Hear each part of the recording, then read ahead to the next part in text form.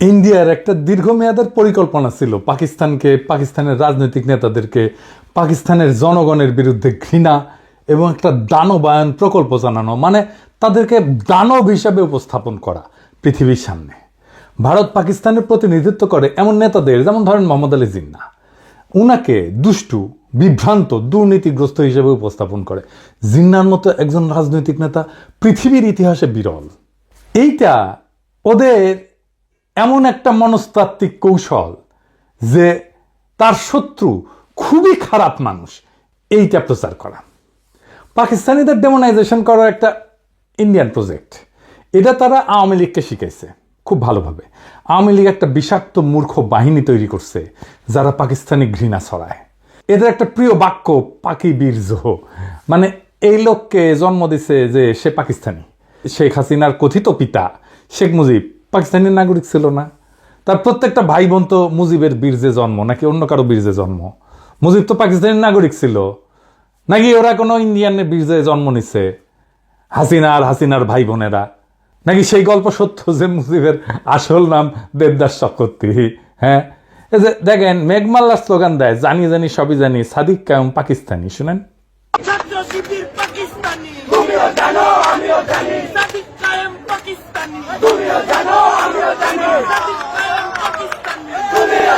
এই মেঘমাল্লারের বাপ পাকিস্তানের নাগরিক ছিল না? ওর বাপের পাকিস্তানি পাসপোর্ট ছিল না? নাকি ওর বাপের জন্ম বাংলাদেশ সৃষ্টির পরে? ওর বাপ জন্মাইছিল 1953 সালের 10ই নভেম্বর, তার মানে তো পাকিস্তান আমলে জন্ম নিছে। ওই মেঘমাল্লারের দাদা ও কেন পাকিস্তানে থাকিছিল, ইন্ডিয়া যায়নি কেন? সুযোগ তো ছিল। নাকি পাকিস্তানে থাকাও পাকিস্তানের নাগরিক হইয়াও তারা পাকিস্তানি না, ছাত্র শিবির পাকিস্তানি? তো ছাত্র ইউনিয়ন পাকিস্তানি ছিল না? যে ছাত্র ইউনিয়ন 1969 সালের 25শে আগস্ট বিবৃতি দিয়ে বলছে জামাত ইসলামী পাকিস্তানের অস্তিত্বের বিরোধী। ওর নিজের দল পাকিস্তানের অস্তিত্ব রক্ষায় দিওয়ানা ছিল। পুরো পত্রিকা দেখান ইডিএস সাহেব, পরে আবার কইতে পারে আমরা এডিট করে বানাইছি।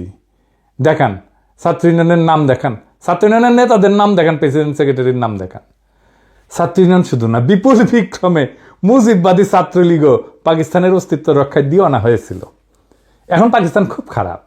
1969 সালের 25শে মার্চ আইয়ুবের পতন হয়ে গেছে, মানে গণ অভ্যুত্থান হয়ে গেছে। তারপরের ঘটনা, তারপরে এই বিবৃতি দিচ্ছে 5 মাস পরে পাকিস্তানের রক্ষায় দিওয়ানা। তাও তারা পাকিস্তানি না, অন্যরা পাকিস্তানি। হ্যাঁ, কারণ ওই ডেমোনাইজেশন প্রজেক্ট, পাকিস্তানকে ডেমোনাইজ করা। শাসক হিসাবে পাকিস্তান খারাপ কাজ করে না এরকম না, অবশ্যই করছে। আমরা প্রয়োজনে সেটা সমালোচনা করব, কোনো অসুবিধা নাই। কিন্তু যেই কাজটা করে নাই, আমি কি তারে সেই কাজের দায় দিতে পারি? নাকি সেটা দেওয়া উচিত? আর যখন একজন যে কাজটা করে নাই সেই কাজের দায় তার উপরে চাপায় দেওয়া হয়, তখন তো তার উদ্দেশ্য নিয়ে আমার প্রশ্ন তোলা উচিত। আমার তো তখনই মনে হওয়া উচিত পাকিস্তান যদি এতই খারাপ হয় তাহলে মিথ্যা অভিযোগ কেন দেওয়ার দরকার হইল? মিথ্যা অভিযোগ তো দেওয়ার দরকার নাই।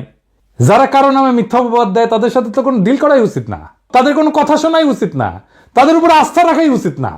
আজকে আমরা এমন একটা অতি জঘন্য মিথ্যাচার নিয়ে আলাপ করব, যেটা ইন্ডিয়া শিখাই দিছিল, আর সেই একই মিথ্যাচার বিএনপি চালাই যাইতেছে আজকেও। সেটা জানতে হইলে একটু পিছনে ফিরে যাইতে হবে, সেই 1971-এ। আসেন আগে আমরা সেই গল্পটা শুনে আসি। 1971-এ বীরশ্রেষ্ঠ মতিউর রহমানের গল্প। বীরশ্রেষ্ঠ মতিউর রহমান গত পরশু ওনার মৃত্যুবার্ষিকী ছিল। 1971 সালের 20শে আগস্ট পশ্চিম পাকিস্তানের করাচির কাছে মাসরুর বিমান ঘাঁটিতে ওই সময় তিনি পোস্টেড ছিলেন। মার্চে যখন যুদ্ধ শুরু হয় তখন কিন্তু তিনি পূর্ব পাকিস্তান মানে বাংলাদেশেই ছিলেন। উনি তখন এইখানে ছুটিতে ছিলেন, তখন জয়েন করেন নাই যুদ্ধে। পরে যখন পাকিস্তান এপ্রিল মে মাসের মধ্যে মোটামুটি পাকিস্তানি সামরিক বাহিনী কন্ট্রোল প্রতিষ্ঠা করে, তখন মতিউর রহমান পশ্চিম পাকিস্তান নিজের ইউনিটে চাকরিতে ফিরে যায়।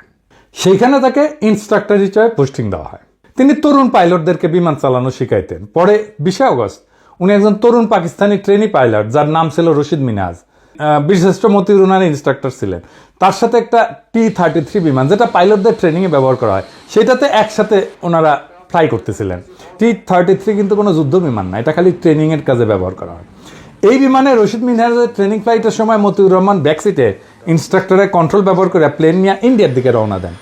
71 সালে পশ্চিম পাকিস্তান থেকে অন্য যে সমস্ত বাঙালি অফিসার, যেমন মেজর ডালিম, নূর, কর্নেল তাহির, মঞ্জুর পালায় ভারতে গিয়ে যুদ্ধে যোগদান করে। ওরা কিন্তু স্থলপথেই পালাইছে। মতিউর আকাশপথে পালানোর পরিকল্পনা করে। আকাশপথে ট্রেনিং বিমান নিয়ে পালানোর সময় রশিদ মিনহাজ তখন যখন আসল উদ্দেশ্য টের পায়, তখন ককপিটের দুইজনের মধ্যে ধস্তাধস্তি হয়, এর ফলে প্লেনটা ক্র্যাশ করে, দুজনেই মারা যায়। ভারতে পাকিস্তানের বিমান নিয়ে যাওয়া, নিজের জীবন দিয়ে ঠেকানোর জন্য পাকিস্তান রশিদ মিনহাজকে তাদের সর্বোচ্চ বীরত্ব সূচক পদক নিশানে হায়দার এটা প্রদান করে। মতিউর রহমানকে বাংলাদেশ বীরশ্রেষ্ঠ খেতাব প্রদান করে। দুইজনেই দুই দেশের দুই শ্রেষ্ঠ খেতাব পায়। মতিউর রহমানকে পাকিস্তানে কবর দেওয়া হয়। 2006 সালে বেগম খালেদা জিয়ার অনুরোধে পাকিস্তান মতিউর রহমানের মৃতদেহ বাংলাদেশকে হস্তান্তর করে এবং তার মৃতদেহ এনে দেশে মিরপুরে শহীদ বুদ্ধিজীবী কবরস্থানে দাফন করা হয়। এই পর্যন্ত ইতিহাস বর্ণনায় পাকিস্তান আর বাংলাদেশের পক্ষে কোনো দ্বিমত নাই, দুই পক্ষই একমত এইরকম একটা ঘটনা ঘটছিল। কিন্তু এর পরের কি হইল? এটা জঘন্য মিথ্যাচারের ইতিহাস। বাঙ্গু প্রগতিশীল চেতনাজীবীরা এতই জঘন্য প্রতারক যে তারা হেন কিছু নাই যেটা নিয়ে জঘন্য মিথ্যাচার করে নাই। তারা সব জায়গায় পাকিস্তানিদের জানোয়ারের মতো করে চিত্রায়ন করে ডাহা মিথ্যা কথা চড়াইছে। তাদের গুরু ইন্ডিয়ার শিক্ষাই হচ্ছে মিথ্যা কথা বলা। মতিউর রহমানের কবর নিয়ে একটা জঘন্য মিথ্যা বানোয়াট কথা বাঙ্গু মহলে প্রচলিত। সেটা হইতেছে পাকিস্তানিরা নাকি মতিউর রহমানকে কবর দিয়ে তার কবরের ফলকে লিখে রাখছিল, ইধার শো রাহা হায় এক গাদ্দার, মানে এইখানে এক বিশ্বাসঘাতক শুয়ে আছে। এটা একদম সবার মুখে মুখে প্রচলিত। আপনি সার্চ দিলে, ফেসবুকে সার্চ দেন, গুগলে সার্চ দেন, এটা আপনি পাবেন। বিএনপির অফিসিয়াল ফেসবুক পেজে এই কথা ছড়ানো হয়েছে। দেখেন কি লিখছে, পাকিস্তানে একটি কবরের উপরে লেখা ছিল ইধার শো রাহা হায় এক গাদ্দার। বাংলা অর্থ, এখানে শুয়ে আছে এক বেঈমান। পাকিস্তানের সেই গাদ্দারটি কে তা কি আমরা জানি? তিনি বাংলাদেশের বীর শ্রেষ্ঠ মতিউর রহমান। দীর্ঘ 35টি বছর পাকিস্তানের মাটিতে চরম ঘৃণা ভরে শায়িত ছিলেন আমাদের মুক্তিযুদ্ধের এই নায়ক। 2006 সালে তৎকালীন প্রধানমন্ত্রী বেগম খালেদা জিয়ার ঐকান্তিক প্রচেষ্টায় বীরশ্রেষ্ঠ মতিউর রহমানের দেহাবশেষ বাংলাদেশে ফিরিয়ে আনা হয় এবং পরিপূর্ণ মর্যাদায় দেশের মাটিতে দাফন করা হয়। বাংলাদেশে তার মৃতদেহ আসা পর্যন্ত খালেদা জিয়া এয়ারপোর্টে অপেক্ষা করছিলেন। হে মৃত্যুঞ্জয়ী, তোমার আত্মবলিদানের বিনিময়ে আমরা পেয়েছি একটি স্বাধীন মানচিত্র। তোমাকে আমরা ভুলি নাই, ভুলব না। তুমি আছো লক্ষ কোটি বাঙালের হৃদয়ের গভীরে শ্রদ্ধাঞ্জলি। হ্যাঁ, পুরা আওয়ামী বয়ান। আওয়ামী লীগ তো জাউরার জাউরা, তারা বলতে পারে, কিন্তু বিএনপি কেন? যেই বিএনপি দাবি করে তারা মতিউর রহমানের মরদেহ বাংলাদেশে নিয়ে আসছে পাকিস্তান থেকে, তারা মতিউর রহমানের কবর দেখে নাই? ওখানে লেখা ছিল যেখানে গাদ্দার শুয়ে আছে, তারা অপমান করে কবর দিছিল পাকিস্তানিরা। মতিউর রহমানের কবরে আসলে কি লেখা ছিল? আজকে এপিসোডে ভুয়া মিথ চিরতরে জয় বাংলা করে দেব। বিএনপি কি পাকিস্তানে গিয়ে দেখে এসেছে মতিউর রহমানের কবরে কি লেখা ছিল? যাওয়ার তো কথা, কারণ ডেড বডি নিয়ে আসার সময় তো গেছিল কেউ না কেউ। আর দেখে যদি বুঝতে না পারস, নাই জানস, তাহলে ডা মন করা মিথ্যা কথা সরাস কেন? আজকে বিএনপিদের পাকিস্তানের মাসরুর বিমান ঘাটিতে অবস্থিত মতিউর রহমানের অরিজিনাল কবরের ছবি আর সেটার ফলক দেখাবো। দেখেন, সবাই দেখেন, মার্বেল পাথরের ফলকে যেটা লেখা আছে আরবিতে বিসমিল্লাহির রহমানির রহিম, এর নিচে লেখা নাম্বার 1, র্যাঙ্ক ফ্লাইট লেফটেন্যান্ট, নাম মতিউর রহমান, মৃত্যু তারিখ 20 আগস্ট 1971। হারামজাদারা এখানে কই লেখা দেয় যে এখানে গাদ্দার শুয়ে আছে? এখানে দেখেন সে কবরের ছবি, আর সে কবর তুলে বাংলাদেশে পাঠানো হচ্ছে তার ছবি। এডিটর সাহেব দেখায় দেন এটা সেই সময়ের ছবি যখন তার দেহাবশেষ তুলে বাংলাদেশে পাঠানো হইতেছে। নিচে দেখান, বিএনপি বিসমিল্লাহির রহমানির রহিম না বইলে বক্তৃতা শুরু করে না, কিন্তু বিসমিল্লাহির রহমানির রহিম যখন সামনে দেখে এটা পইরা বুঝতে পারে না। মানে সব জায়গায় ডাহা মিথ্যা কথা না ছড়াইলে পেটের ভাত হজম হয় না। বিএনপির এই চেতনার বয়ান পোস্ট দেওয়া লাগে। বিএনপির মহাসচিব ভাষণ শুরুর আগে ঠিক মতো বিসমিল্লাহ পড়তে পারে না। সেখানে পাকিস্তানিরা মতিউর রহমানের কবরে মার্বেল পাথরের ফলকে বিসমিল্লাহ খোদাই করে রাখছে। এখানে কই চরম ঘৃণা ভরে তারে দাফন করছে পাকিস্তানে। ঘৃণার চিহ্ন দেখলেন আপনারা? বিএনপি তো একটা ব্যক্তি না, একটা সংস্থা না, একটা বিশাল দল। তারা যদি এমন মিস্টেক করে তাহলে দেশ চালাবে কিভাবে? এত নাকি বুদ্ধিজীবী এদের। বিরানি আলম, জামাই কোটার বুদ্ধিজীবী, এত কিছু আছে তাদের, তাও এরকম মিস্টেক কেন হয়? আর সবচেয়ে বড় কথা, যদি বিএনপি কখনো ক্ষমতায় যায়, চান্স যদিও কম, যাই হোক, তখন পাকিস্তান কি এটা মনে রাখবে না যে তারা পাকিস্তানের বিরুদ্ধে এমন একটা মিথ্যাচার করছিল? কূটনৈতিক সম্পর্ক কেমনে করবে? পাকিস্তানের বিরুদ্ধে মতিউর রহমান বিদ্রোহ করছে, তারপরে পাকিস্তান তো তাকে স্বাভাবিকভাবে সম্মানের সাথে দাফন করছে। বাঙ্গুরা যত পশ্চিম পাকিস্তানি অফিসার সৈনিক হত্যা করছে, তাদের একজনেরও কবর দেখাতে পারবে বাংলাদেশে? বলেন তো, মরে নাই? তারা মরছে না? একজনকে তো কবরও দেয় নাই বাঙ্গুরা, শিয়াল কুকুর দিয়ে খাওয়াইছে। বছরের পর বছর ধরে এই অপবাদ দিয়ে গেছে পাকিস্তানকে। পাকিস্তান তো এখন নিজের ভিকটিম দাবি করবে, করাই তো উচিত। পাকিস্তানের বিরুদ্ধে করা বাঙ্গুদের সকল অভিযোগ কি এখন আপনার বিশ্বাসযোগ্য বলে মনে হবে? আমাকে নিয়ে অনেকে বলে আমি পোল্টিবাজ। বিএনপির নেতা অ্যাপোলো বলছে আমাকে নাকি 2013 সালে পিনাকির সাথে তর্ক করতে হবে। আমার অবশ্যই ট্রান্সফরমেশন হয়েছে, চিন্তার ট্রান্সফরমেশন হয়েছে। হয়, মানুষ বড় হয়। ক্ষুদ্রকালে আমরা সবাই চকলেটের জন্য জীবন দিয়ে দিতাম না একটা? এখন কি দিবেন চকলেটের জন্য জীবন? তো ক্ষুদ্রকালের সেই ইমোশনটা কি ভুল ছিল? আর এখনকার এই প্রজ্ঞাটা কি ভুল? আমার ট্রান্সফরমেশন হয়েছে আপনাদের সামনেই, এমন না হঠাৎ করে হয়েছে, আপনারা দেখছেন।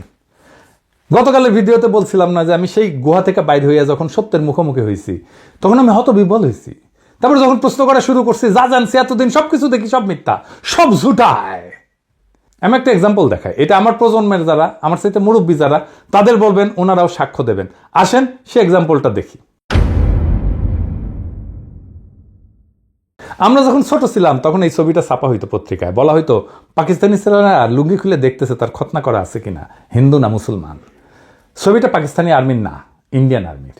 ছবিটা তুলছেন কিশোর পারেক, একজন ইন্ডিয়ান ফটোগ্রাফার। যখন ইন্ডিয়ান আর্মি বাংলাদেশে ঢুকছে সেই সময়কার ছবি। তার একটা প্রকাশিত বই আছে ব্রুটাল বার্থ নামে। এই ছবিটা সেখানেই প্রকাশিত হয়েছিল। ক্যাপশনে উল্লেখ ছিল, ছবির সেনার পরিচয় উল্লেখ ছিল। ছবিটা পিডিএফ অনলাইনে আছে, গুগল করলে পাবেন আর নিজেই চেক করে নিতে পারবেন।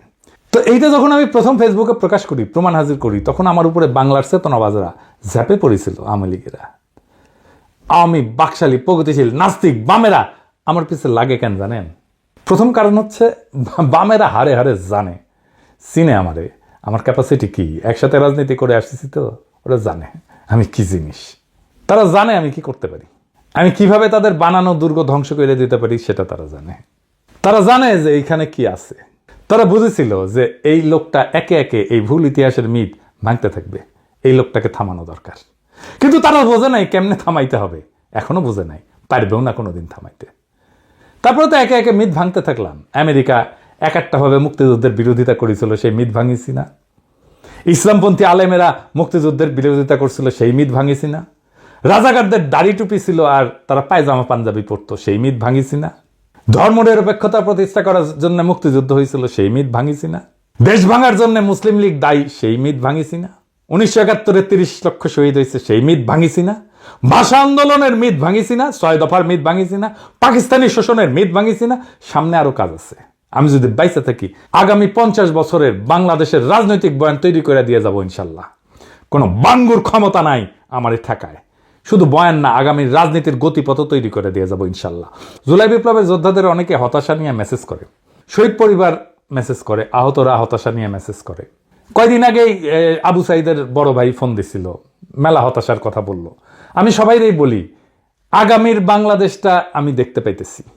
ওই বাংলাদেশ আমাদের স্বপ্নের বাংলাদেশ, আমাদের শত্রুদের বাংলাদেশ না। ওই বাংলাদেশ নির্মাণের প্রথম ধাপ সকল বাঙ্গু সুশীলদের সামাজিক আর রাজনৈতিক কর্তৃত্ব থেকে উৎখাত করা। আওয়ামী লীগকে আঘাতে আঘাতে ধসায় দিছি কেমনে, আপনারাই দেখেছেন না? সেই 2021 সাল থেকে একের পর এক আঘাত করে ওদের সব বয়ান একের পর এক ভাঙিছি।